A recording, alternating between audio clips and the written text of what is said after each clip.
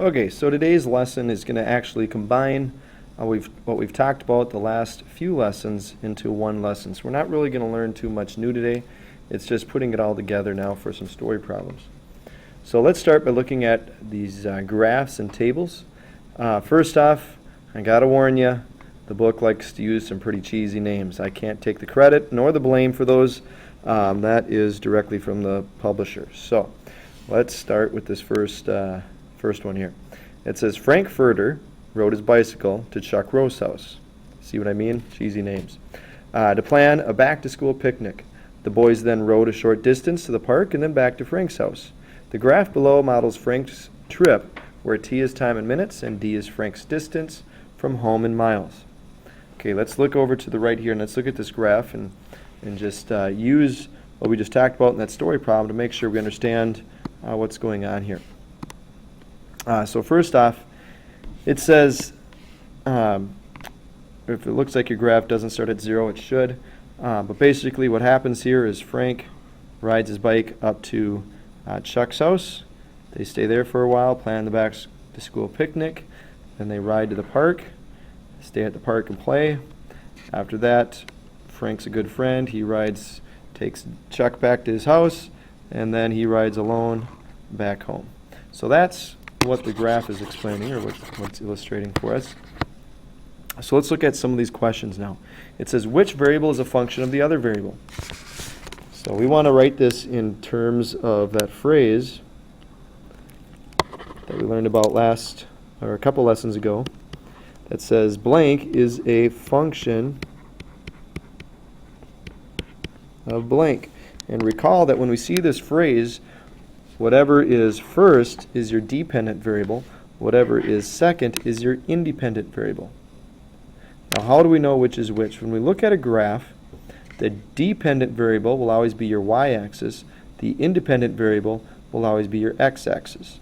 So in this case, my time is my independent variable, and my distance from home is my dependent variable. So we'll say d is a function of t, or the distance from home is a function of time traveled. Okay, now they ask us to do what we did in the last lesson, which is state the domain and range. So remember, the domain is referring to all of our points that we use in the x-axis. So we're using all the points from 0 to 210. So we're going to write this in set builder notation.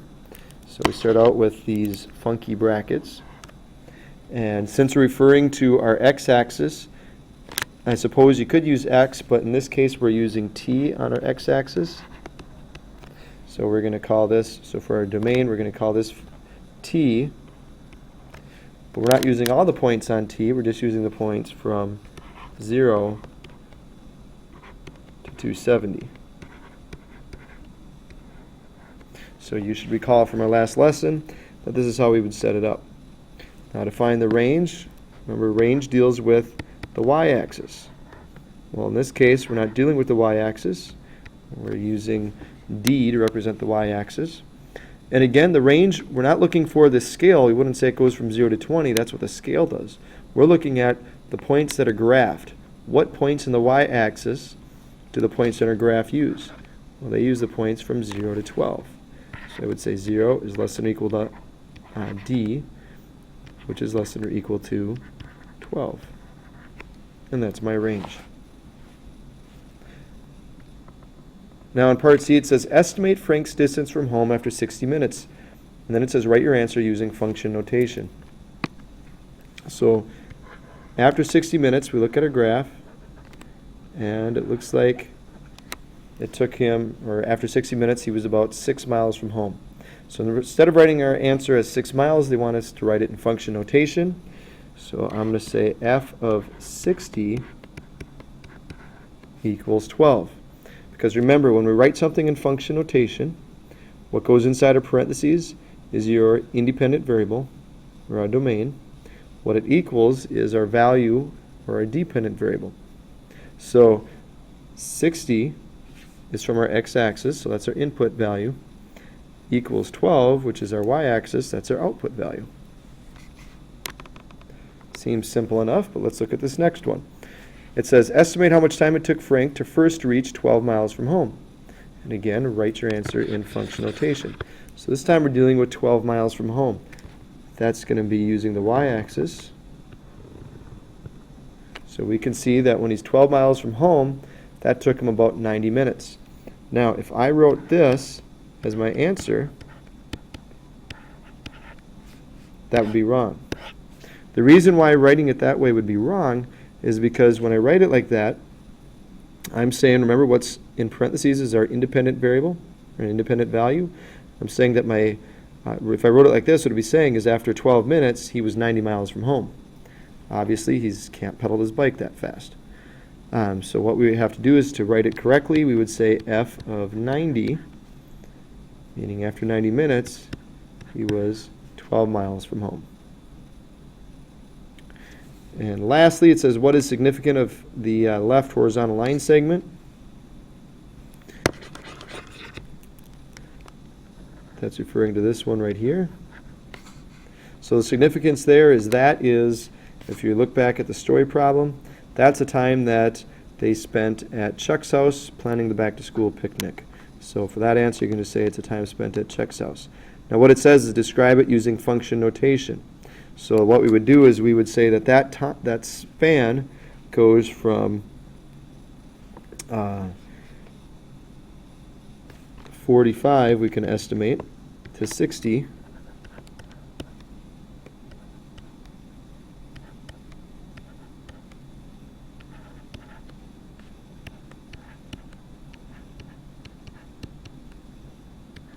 So the way that we would say this is we would say that, so for this f of t equals 6, that's referring to the fact that he was 6 miles from home after leaving 45 minutes after leaving his house to the time that he was 60 minutes since he left his house.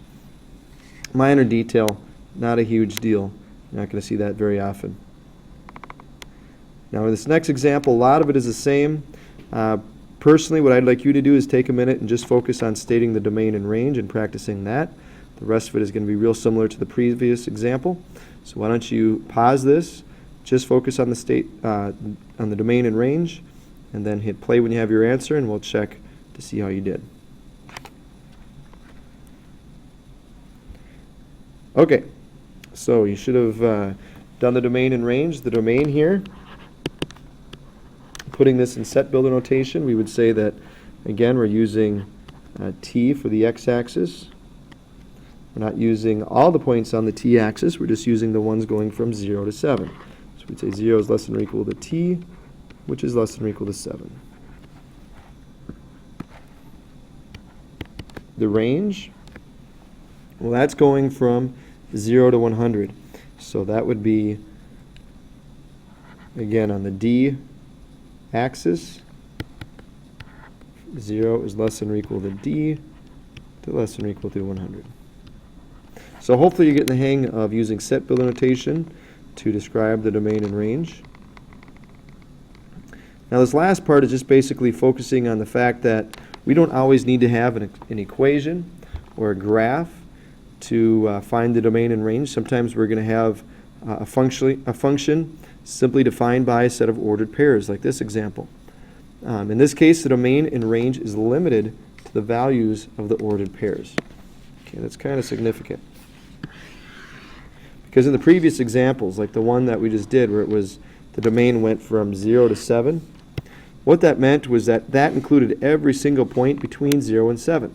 We could have a point at 1.2 hours, or 3.1 hours, or 6.8 hours.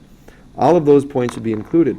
But when I have a table, I'm limited to just the numbers that I see.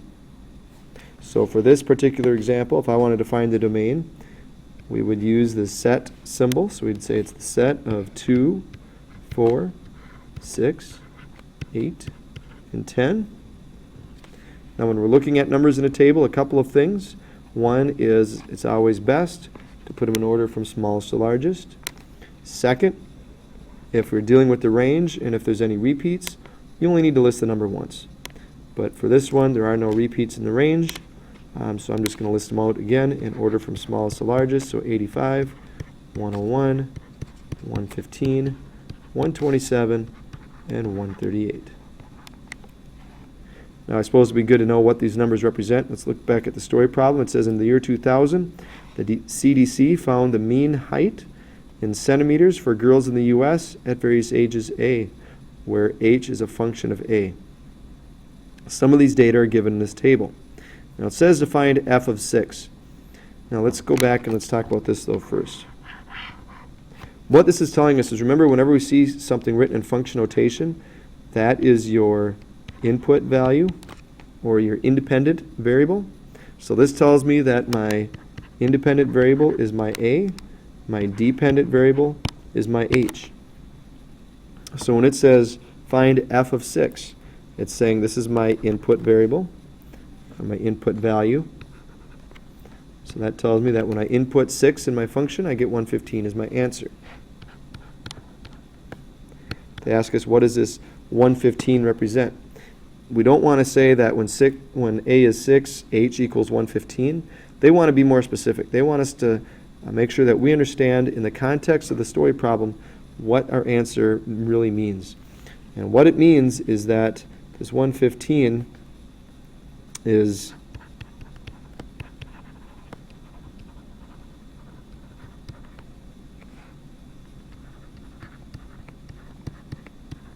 it's the average age of a 6-year-old girl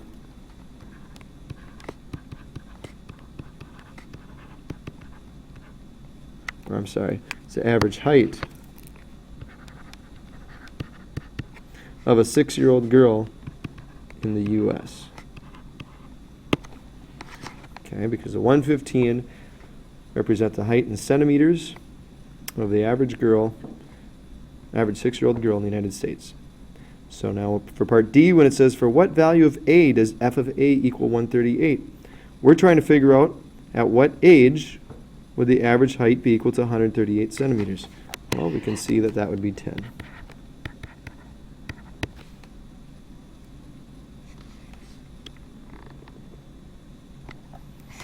Okay, so you can work this one out on your own if you like, but again, it's just like the previous problem, so it's not that difficult. I'd rather have you get started on your assignment.